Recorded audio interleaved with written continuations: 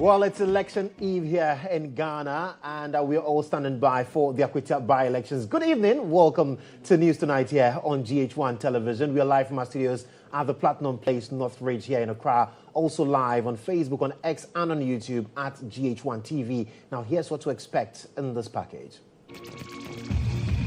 President John Mahama removes Gertrude Araba Isaba Saki Tokono from office upon recommendation by Justice Puaman-led committee. We've got the breakdown for you. A dispassionate examination and assessment of all evidence, including the expert evidence, against the provisions of the Constitution and the relevant laws, we have, without fear or favor, arrived at a recommendation on the first petition. Well, NDC and MPP failed to sign National Peace Council's Peace Pact ahead of the Akwatia by-election. We are of the view that the representative from the ND side clearly cannot commit the NDC to any peace process regarding the Akwatia by-election. Well, we've got details as candidates round up campaign, while the EC assures of full preparedness ahead of Tuesday's event. All papers, we have received them, we've packaged them, the DVDs, the registers, and all other materials are ready now. So we are ready for tomorrow. In business, President Mahama charges newly appointed envoys to leverage diplomacy as a tool for economic transformation. And elsewhere on the international front, more than 800 people killed. Hits Afghanistan. Well, stay with me because in the next 60 minutes, we'll be having details of these stories and more.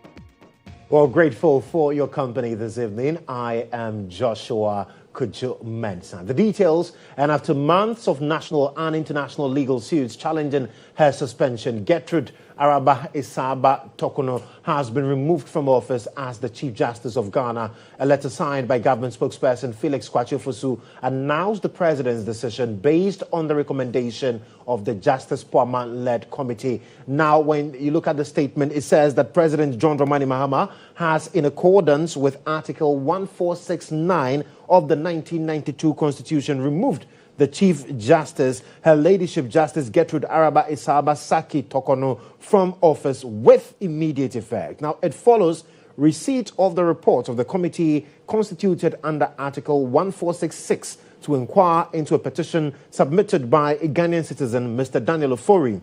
Now, after considering the petition and the evidence, the committee found that the grounds of stated misbehavior under Article 1461 had been established and recommended her removal from office. Under Article 1469, the President is required to act in accordance with the committee's recommendation, and it's signed by the spokesperson to the President and also Minister for Government Communications, Felix Kwachie Ofosu.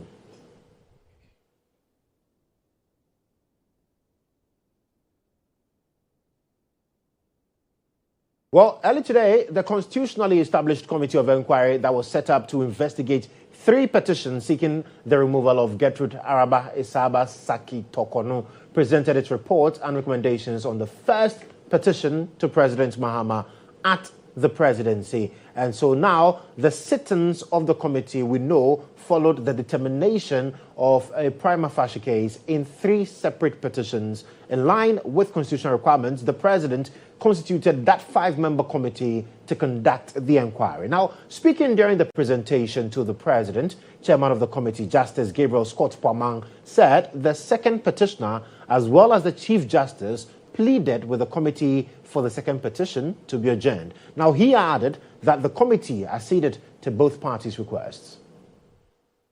Ladies and gentlemen, Mr. President, in March this year, you received 3 petitions pursuant to Article 146 of the Constitution 1992 for the removal of Chief Justice Gertrude Araba Saki Tokono and the public was made aware of this fact. Subsequent processes dictated by the Constitution and the decisions of our Supreme Court were gone through, culminating in the establishment of our committee under Article 146, Clause 6 of the Constitution. The nation was further duly informed, and when we commenced our work on the 15th of May 2025, the Minister of State for Government Communications was briefed to notify the public about it. There has been considerable interest in our work, shown through comments and opinions by Ghanaians and international observers as well. However, the committee restrained itself all along from reacting, even when blatant false statements were made about members of the committee and our work. To the committee, our mandate and remit is set out under Article 146, Clauses 7 and 8 of the Constitution. It's clear, and it is to inquire into the petitions in camera, hear the person against whom the petitions have been brought in her defense, by herself or by her lawyer or other aspect of her case, and then make a recommendation to you, Mr. President. As I have said above, 3 petitions were referred to us, and though all 3 petitions seek the same relief, each petition is distinct and will succeed or fail on its individual strengths or weaknesses. Mr. President, without disclosing the substance of the proceedings, and since in-camera proceedings is not the same as in secret, we can state that in respect of the first petition, we received evidence by Mr. Daniel Ofori, the first petitioner, through 13 witnesses. Similarly, the Chief Justice in her defense called 12 witnesses, including expert witnesses, as she is entitled to do under the Constitution. The Chief Justice testified personally and was cross-examined. The committee received about 10,000 pages of documentary evidence from both sides.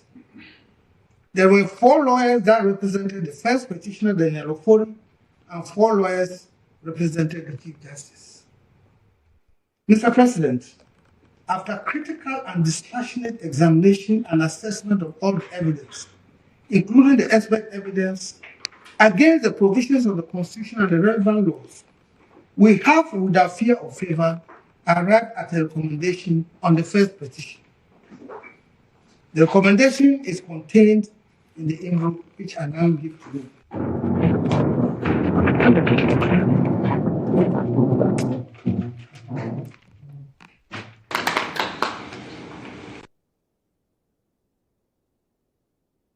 So that's what happened this afternoon at the presidency when the committee presented their report. Now, interestingly, we know that 3 petitions came before the committee, but the fate of the Chief Justice was decided with 1. And so the question is, where have we come from? And for those of you who have forgotten how all of these started, let me tell you, it's been 133 days coming. And so what we do know now is that on April 22 this year, Felix Kodjo, who is the government spokesperson, he released a statement that basically announced that President Mahama, in consultation with the Council of State, had suspended the Chief Justice. That gave rise to quite a lot of conversations. But after that, the decision also followed the establishment of a prima facie case that was based on 3 petitions, like I said, seeking her removal from office. And there were issues around stated misbehavior and misconduct, among other things. So 6 days after the committee's first sitting, which was on the 15th day of May, the suspended Chief Justice filed a legal suit at the Supreme Court, basically including an interlocutory injunction to hold the committee's proceedings. Now, the Supreme Court, if you recall, unanimously dismissed the injunction on the 28th day of May. So individuals, including Vincent Ekua, who is Member of Parliament for Otafo, and others, filed similar actions, which were also dealt with by the Apex Court. Now, the case includes Center for Citizenship, Constitutional Electoral Systems, that is Census, versus the Attorney General and 2 others.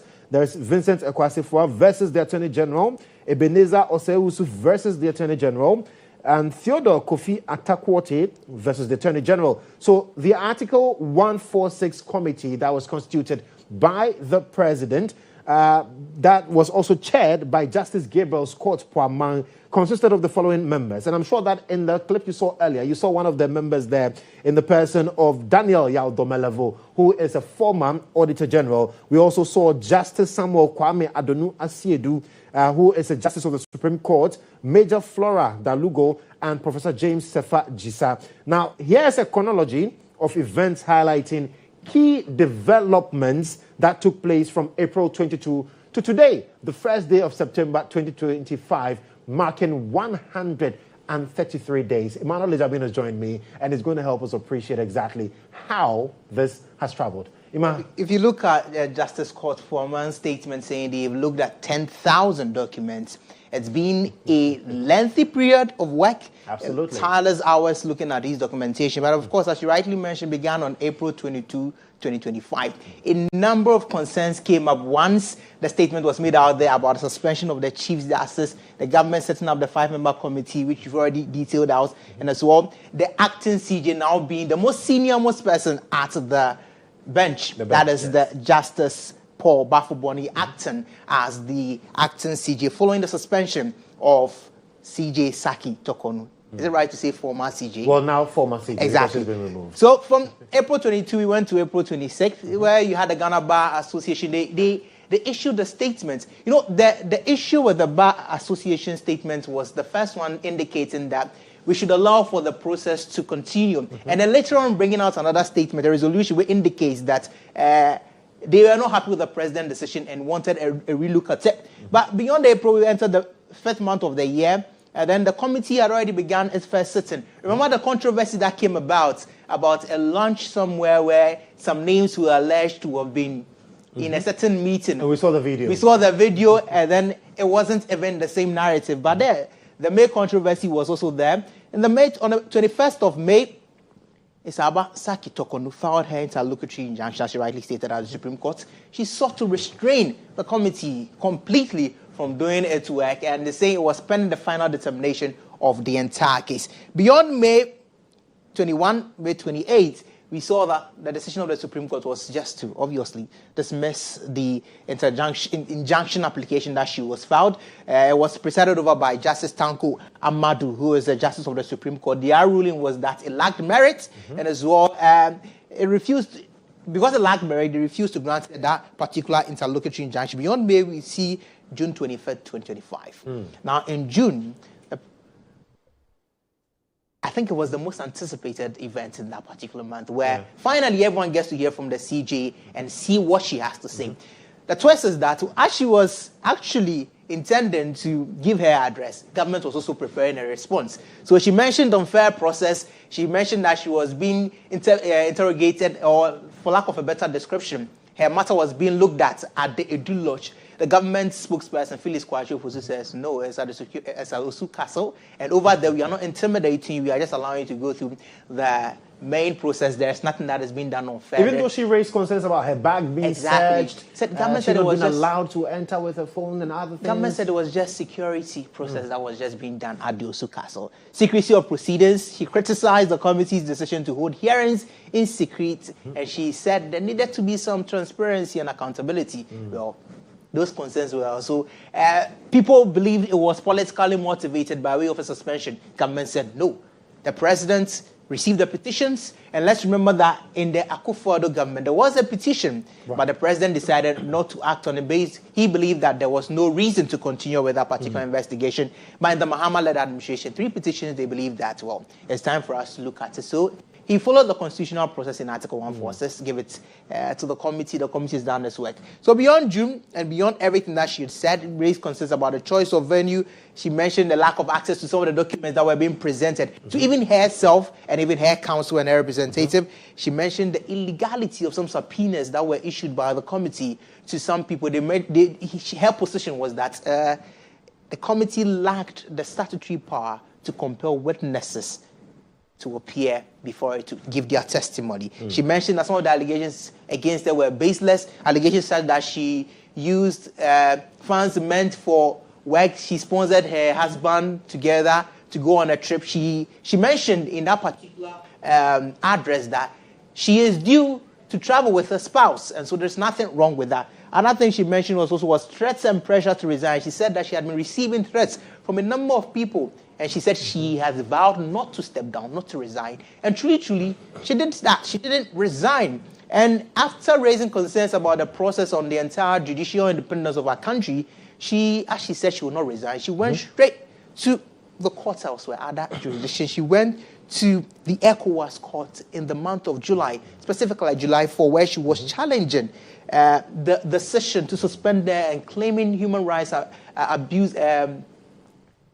Human rights abuse. Yeah, that's the right word. Exactly. And she cited violations exactly, and she was demanding some amount of money. Yeah. That's $2 million. $2 million. That was what she was seeking. Well, in July, the same month of July, the Human Rights Court in Accra, they struck out the suspended Chief Justice originating motion for judicial review, and they believe that it was an abuse of court process and, for lack of a better word, want of jurisdiction. Yeah, but what the Chief Justice wanted from the Ekua court was $10 million. $10 million. Yeah, you have reduced it. She will not be happy with you, though. $10 million, that's right. $10 million and not $2 million. But fast forward to the month of August, just 31 days ago, the Ghana Bar Association comes out again.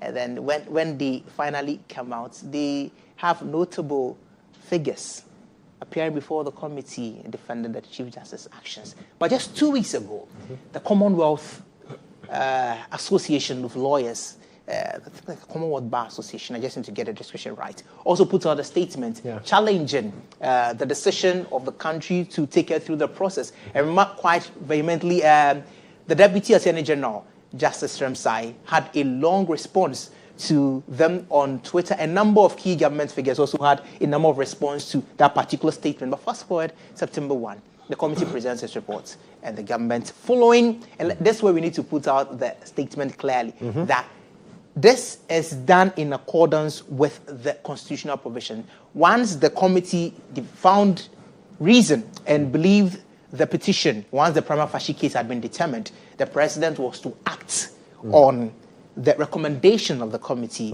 as rightly stated by government spokesperson, and per the recommendation, she was to be removed, and that's why we have her. Fortunately or unfortunately, whatever side you may belong, we have our Chief Justice removed. I think that's the first in history. Very historic, and the article is Article 1469. That's what we're told the President based this decision on. Emmanuel Jabin, thank you so much for helping us appreciate the journey. But let's speak to Alhaji Inusa Fusheni. He used to be the Member of Parliament for Tamale Central. He's joined us on the phone lines for a conversation. Alhaji, so some say that this sets a bad precedent where we have a situation where a Chief Justice's term or tenure will be coterminous with the government of the day. What do you make of that?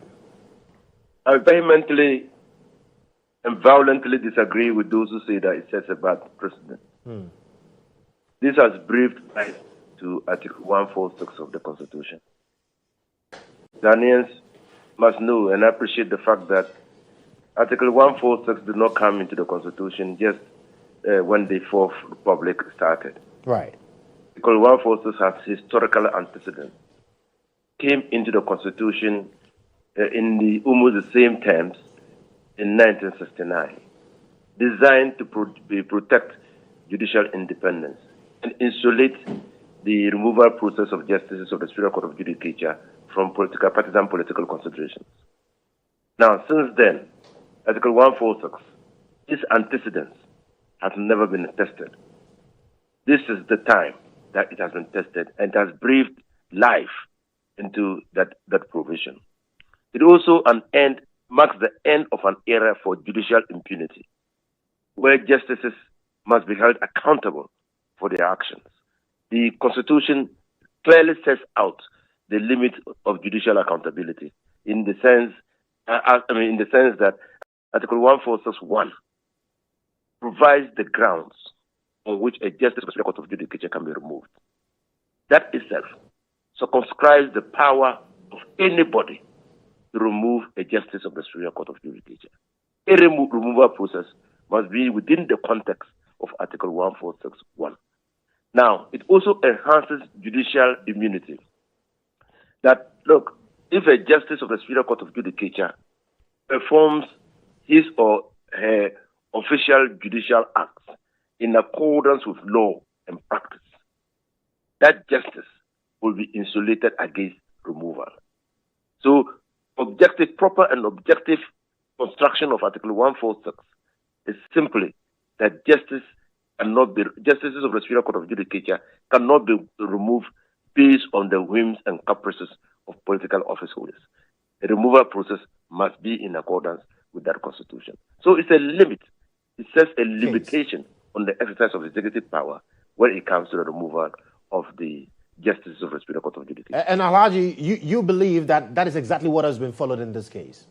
No one has said anywhere, including the Bar Council of England and Wales, or the Commonwealth Lawyers, or the Ghana Bar Association, or the legal experts in Ghana.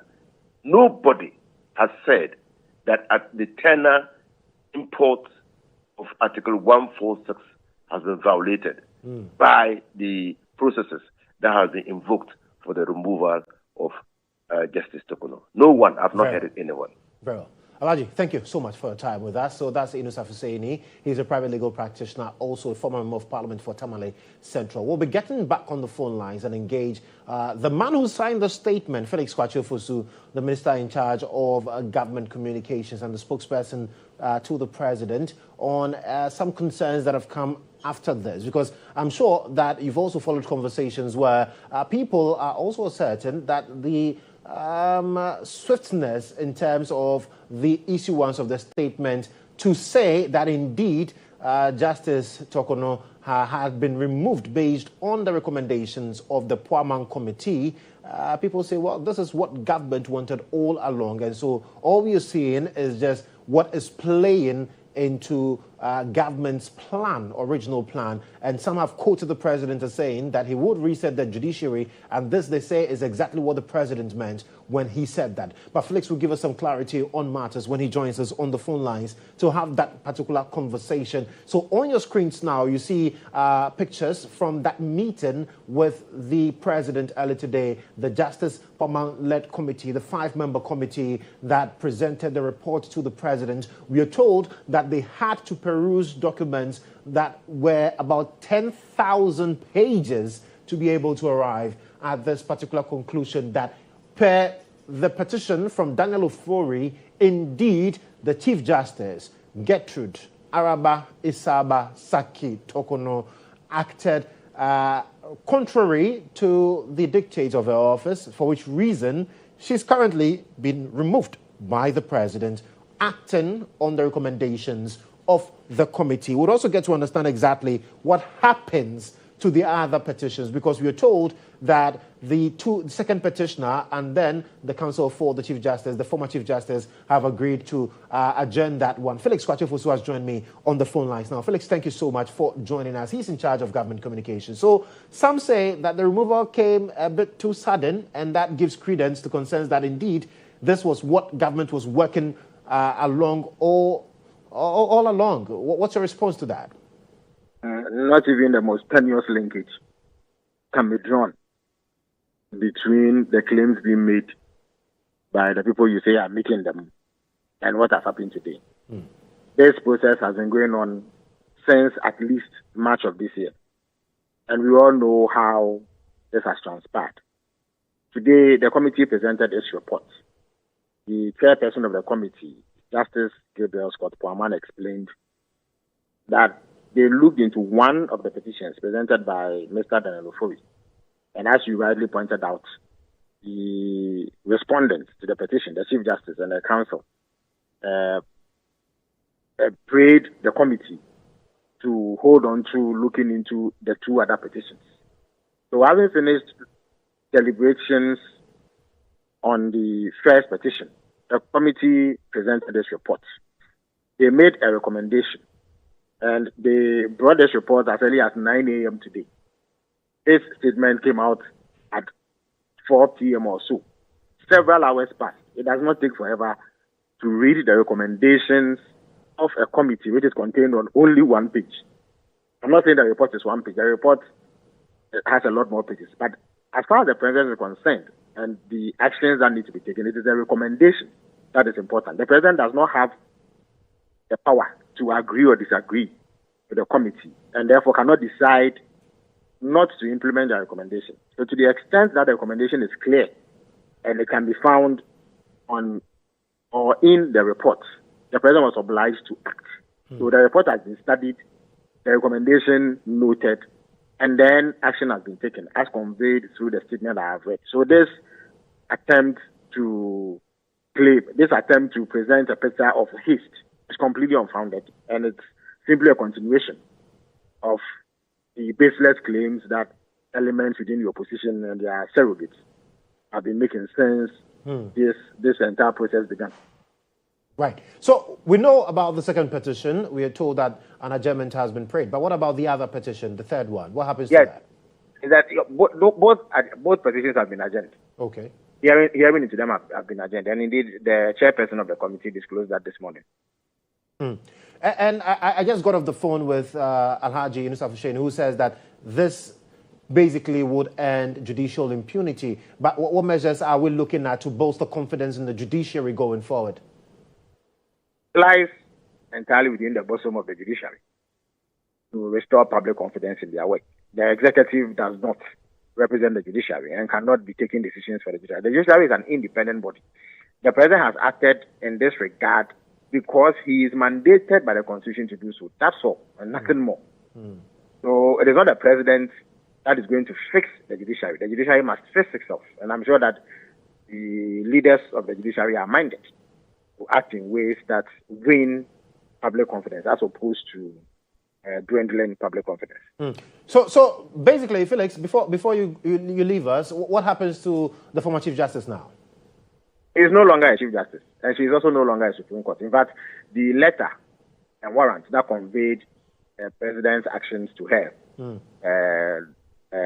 earlier today states clearly that she has been removed both as Chief Justice and as a Supreme Court judge. So does that automatically make the acting CJ the CJ now?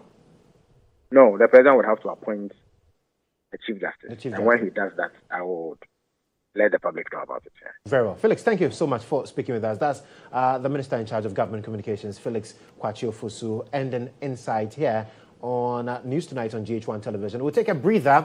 We'll be back with more stories. Stay with us.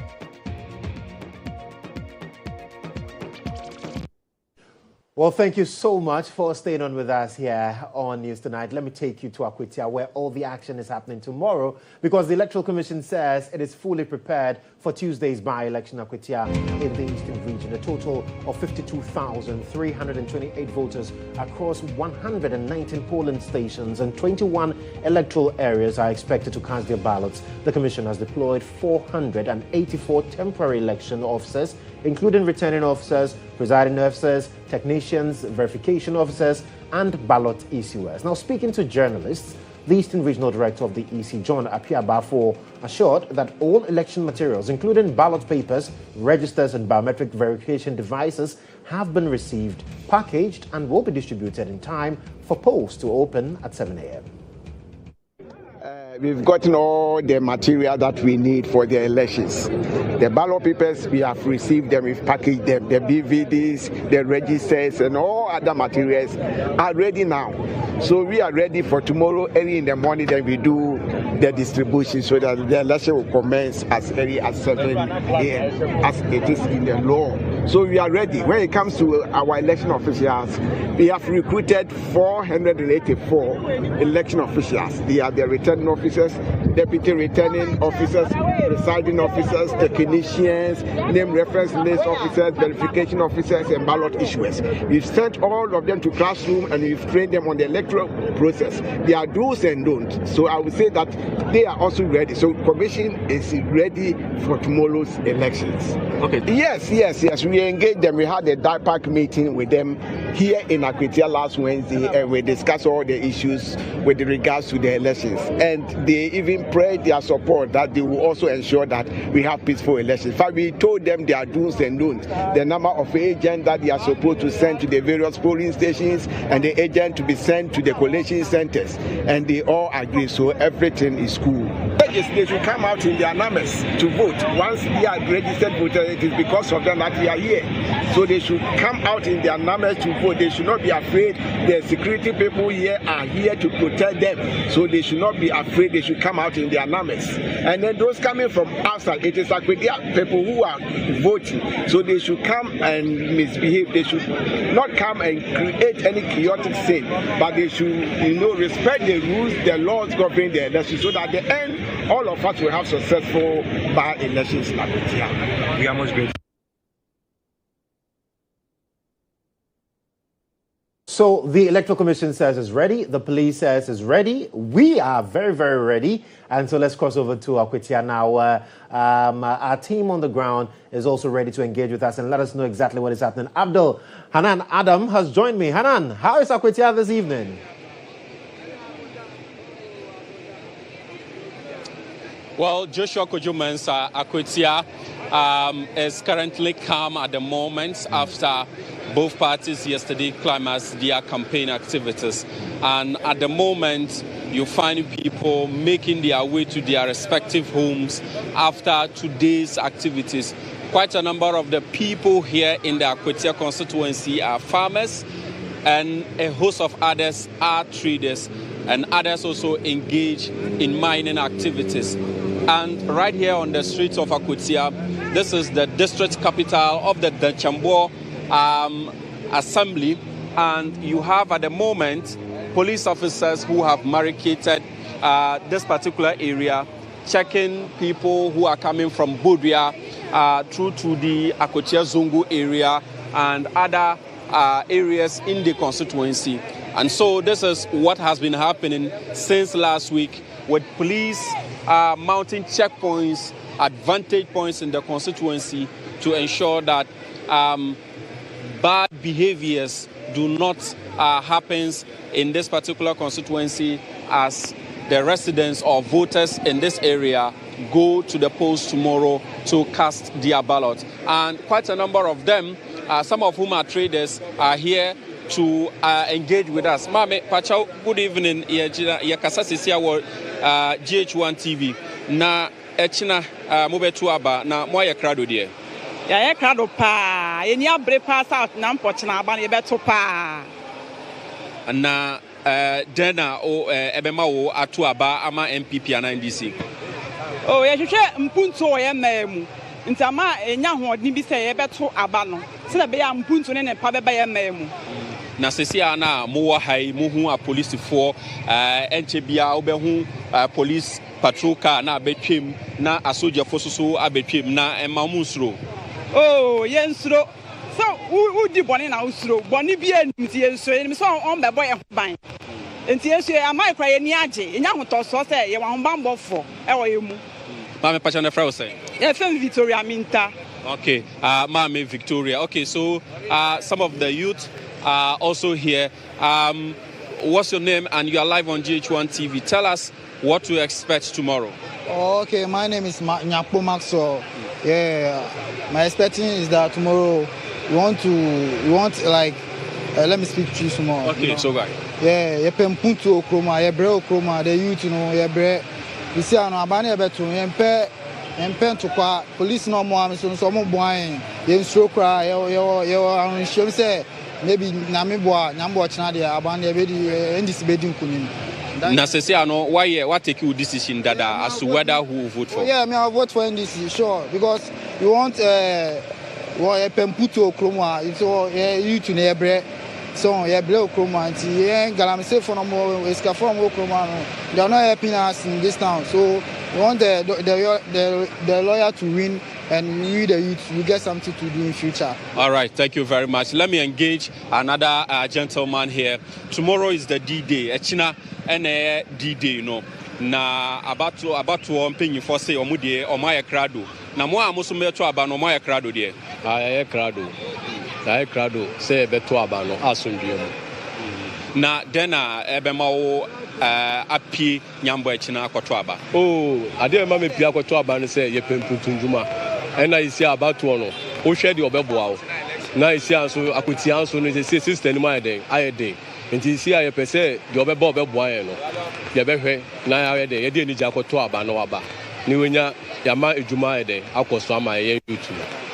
Na sese anhyehyɛ aban any electoral commission for the ato akwan mu no o dwunu ho sɛn oh bibia ye medwe ho sɛ ɛyɛ ama yɛn so Akwatia no ye hu sɛ yɛn so isi ama kro no etumpa ama yɛ ni agye sɛ yɛn so no ya hyɛn kwansum akyɛ nti sɛ ɛyɛ sɛ yɛn so ama bibisa aba kro no na wambɔ wo gyan kyerɛ me pa kyerɛ frɛ me Ebenezer dodo na aba Akwatia frɛ me Ken Ben.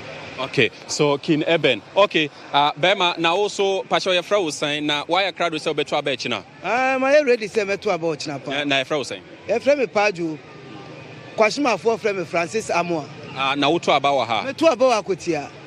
And Tiabandi and Yambo Chebetunepa. Na him fan out to about. Oh, me to about okay. Tiabandi a betuni ye pa. Yenim baby air to Ako. Question be obisa meyi ano achiro. Okay, na then mo share ansa na mo bekoto aba enyambo echina obi beka se epuntuo obi beka se adwuma ni ho nti wososo no then na wo hwe ansa na bekoto aba enyambo echina. Oh me de nyambo echina no ade a me hwe ni say sa 24-hour economy no ye hu hwe e na hanso mining na eye ye mining scan akofom price na previous government no one no equal 13,000. But now na 8,000 ye beto aba na ko 10,000 nti nyambo a ochina ne ye to aba na ye hu sempunto no mo nye nti ye to akọ de ye beto akọ what you say ye to akọ ma MPP for no ma fa wade because mo I would say and the bebo because of say me hu say MPP buy na gold no ko 13,000 na me su go de djuma na me I dey na perform to 8,000 na say na about 10,000 ye djuma sika ina ahye nti saban no bibi no so be ya fa ho a onye mfa ho ma yen na Akwatia for ready say ye penasem oh ye paban asem but ye hu de o ye ma ya Akwatia man what you say tini MP no de buy no kra no so far ama ye adwen ya bi aka penasem oh wa ye bibia ma economy no say hu say ko from but you go na above from the or man raise gold no. Okay. Why? So Joshua basically he's a miner, so he is raising concern about the fact that because of gold board and the activities that they are undertaking, the price of gold has reduced, and so they believe that if Solomon Asumodu, who is also a miner and somebody who trade in the gold business, they believe that he'll be able to advocate for them in Parliament, maybe for a turnaround in that area. So others I spoke to earlier also point to the fact that there's no employment here for the youth, except for those who are risking to do illegal mining. And he believes that if voted for the NDC candidate, he'll be able to lobby central government to bring more employment opportunities for the youth of Akwatia rather. And so the lady I spoke to, who is a trader, also says that given the security presence here, heavy deployment here, they are not afraid, but they believe that they are here to provide security and safety as they go to exercise their franchise tomorrow. So quite a number of them are also saying that they need development. The drivers will tell you that the roads in some of the areas here are bad, and they believe that since the NDC is in power, the candidate here will be able to lobby central government to bring the necessary road development to their constituency. And so these are some of the things that the constituents here in the Akwatia township are telling us as we engage them. Absolutely, Joshua. Hanan, and this is what we're talking about. Tomorrow we're bringing to our viewers quality pictures, clear sound, and solid analysis from the grounds. Thank you so much, Abdul, Hanan, Adam, and the team in Akwatia. Tomorrow, this is where you catch all the action from Akwatia. Now, we've heard from the candidates, we've heard from the people who will be voting tomorrow. We've heard from our man Hanan on the grounds. It's time to hear from the candidates themselves, the front runners, the NPP Solomon Asumodu, and then the NDC's Bernard Bediako Beidu. Let's hear from them and then continue with the stories. Ana machirama yenua enes yakumi na minim se odona machira no enya ni se ya na mom ye de ko police station ne ade atu aba no ne ade ahye enua na eni onyam yenuanom yenim se yenuanom samode sika bebra begu kromu a in fact se yakra ye go da juma na nkoye amode ba mom yanje amuba yamienji ya jivia ade betra am so ame kwaya mode na skumi faso no a owi no ya ji ne didn't start early, and it is all because we went for primaries. They didn't. Beyond the primaries, I think I was elected on a Monday. The Wednesday, the tragedy happened. Even before we could come out to start anything, the tragedy happened. And so we had to wait. You can't go to the people and campaign when there is such a tragedy. They have said that. They are saying mining, but you see, it's interesting. And Akwatia people, they know better. You can't deceive them. The people of Akwatia know that. No single person, no corporate entity owns any concession in this country. The constitution is clear about that. Everything is vested in the hands of the state, which state is being run by the president. So the president is the custodian of all lands in terms of concession, mineral resources in Ghana. So not even me as an MP, I would not sit anywhere and promise anybody that I'll get a concession for anybody.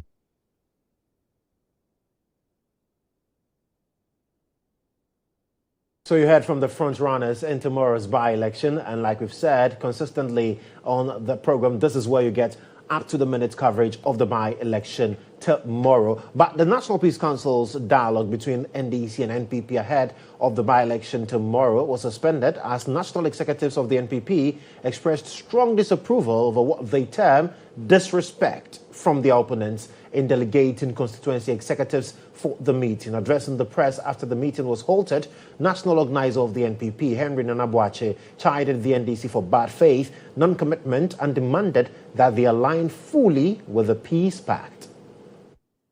For us, we are very disappointed because we accorded this invitation with utmost respect. We came into this meeting fully represented by the Eastern Regional Chairman, Jeff Kunedu Ado, and then the National Youth Organizer, Salam Mustafa.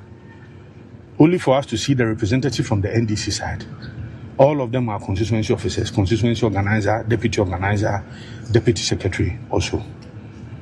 We are of the view that the representative from the ND side clearly cannot commit the NDC to any peace process regarding the Akwatia by-election. We raised this preliminary objection before the meeting commenced, and we also requested that there is a need for the NDC to be fully represented by their national executives. Other than that, we will not be able to take part in this process. This is very important. In fact, the optics will be wrong.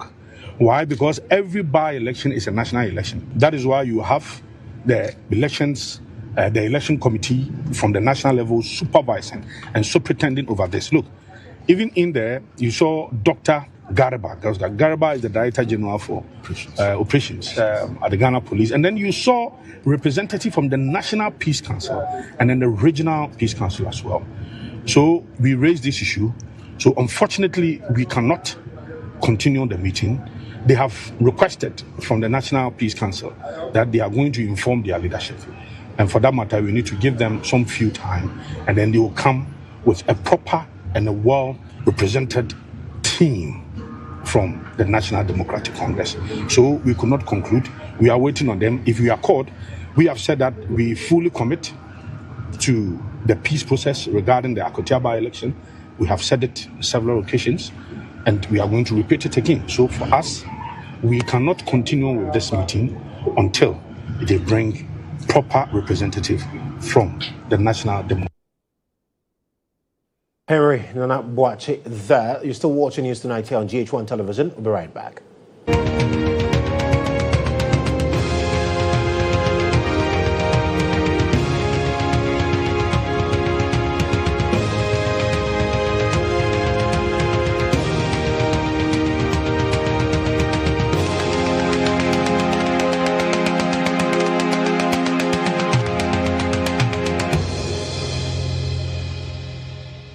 In Ghana, West Africa.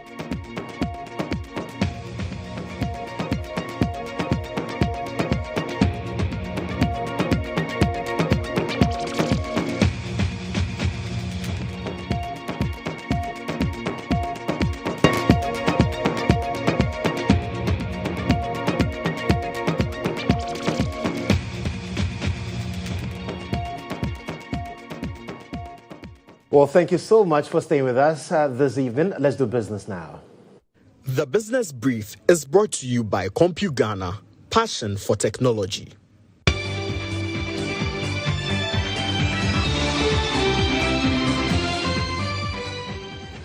And Business President John Mahama has charged Ghana's newly appointed envoys to leverage diplomacy as a tool in driving the government's research agenda. He urged envoys to ensure that every engagement abroad translates into real opportunities, particularly the creation of decent, dignified and sustainable jobs for Ghanaians. There's more in this report. Addressing the Conference of Heads of Mission and Orientation Program for newly appointed envoys of Ghana, President Mahama stressed that diplomacy must deliver tangible results. The president reminded participants that the reset agenda was born out of the economic crisis and erosion of public confidence that Ghana faced prior to the 2024 elections. Economic diplomacy is now the cornerstone of Ghana's foreign policy. Our missions must evolve into hubs of economic engagement, facilitating trade, attracting investments, and promoting innovation. I therefore charge you to promote investments in Ghana's priority sectors, industrialization, renewable energy, digital services, agro-processing, infrastructure, and tourism.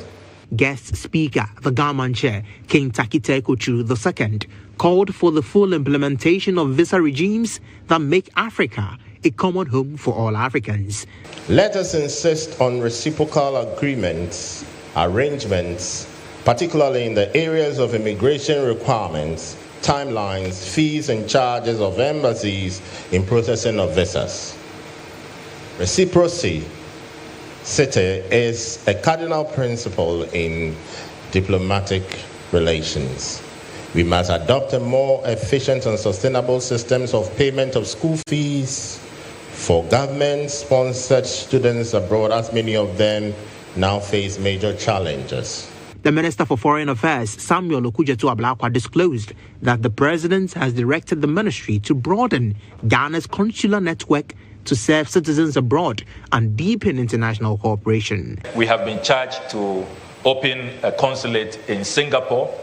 We are also opening one in Dublin, in Ireland, and an additional one in Massachusetts. Ghanaians in the U.S. have been crying that New York and Washington cannot continue to represent the 50-state country. And so President Mahama granted us approval only 2 weeks ago for an additional consulate to be opened in Massachusetts. The orientation brought together Ghana's new ambassadors, high commissioners and consuls general as the government works to align its diplomatic mission with its economic transformation goals. New key performance indicators were also launched at the program themed harnessing the dividends of diplomacy for Ghana's reset agenda. Well, that's it for business tonight. Up next is sports. The Business Brief was brought to you by Ghana, passion for technology.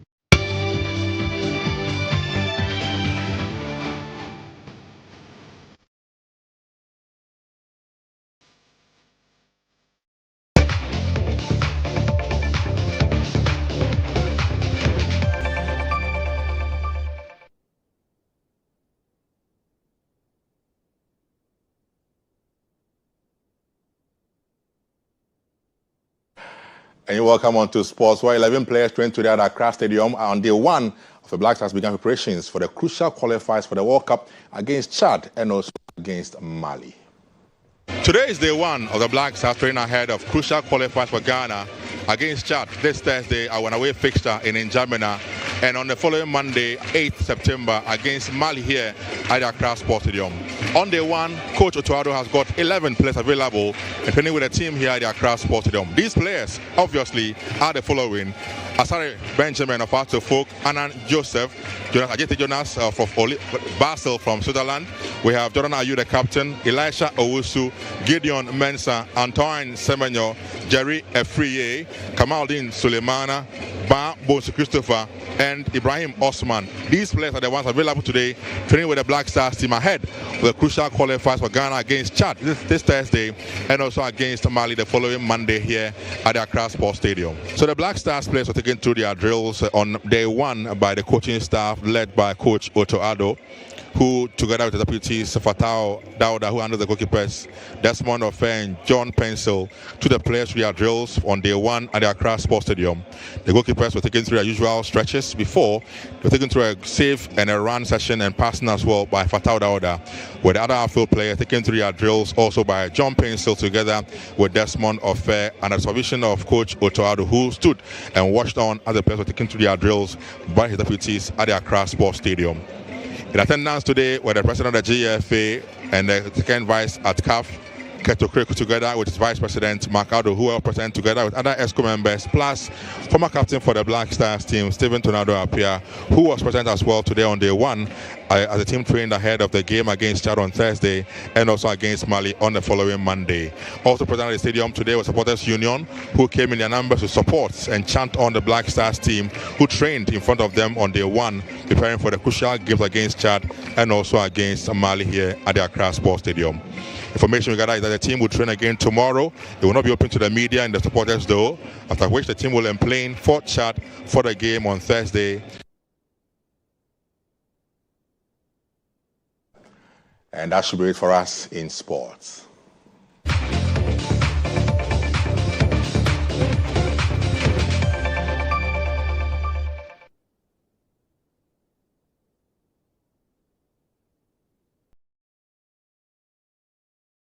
Well, let's bring you some news on the foreign front now.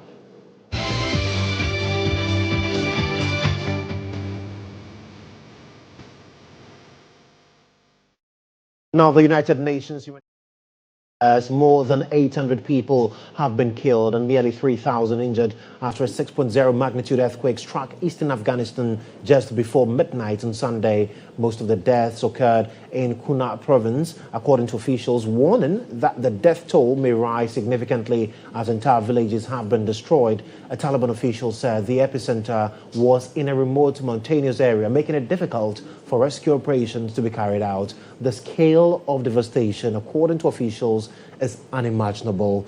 The disaster comes as Afghanistan reels from a severe drought, aid cuts, and what the World Food Programme describes as an unprecedented hunger crisis.